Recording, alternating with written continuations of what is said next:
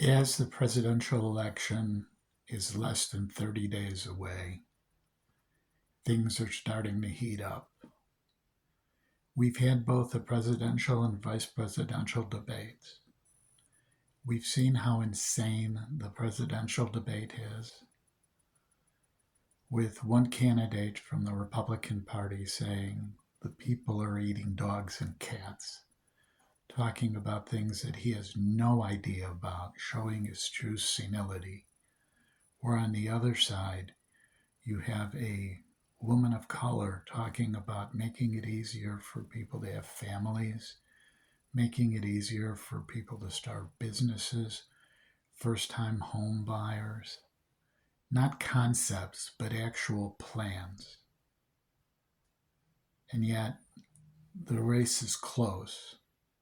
Is it because people don't want to vote for a woman? I mean, we just had the Supreme Court essentially put a nail in Roe v. Wade's coffin. Women are less secure now in reproductive rights and health care because reproductive rights are health care. There are no laws anywhere governing a man's reproduction, but yet there are for women. The law is supposed to be equal. Maybe that should be equal. I mean, it only makes sense if women can't have abortions. Maybe men should be castrated if they abandon their wives. I know it sounds crazy, but what if, they abandon their children? Why should they be able to start a second family and mess them up also? As a child of divorce that never saw my father, whose mother went and married a psychopath, I mean, a narcissist, I would have been better off probably not being born at all. But I digress. Political system is too corrupt. Citizens United, where big business can buy candidates, buy judges. It's pay to play. It's no different than bribery. The whole system is messed up. We need government-funded elections. Each candidate has so much money given to a fund, and the fund is used for them to run on. Each candidate has the same amount of airtime. Everything a totally level playing field. When candidates make statements, if they're lies, they should be fact-checked. The American public needs to know if someone is shooting bull. They need to know what the truth is.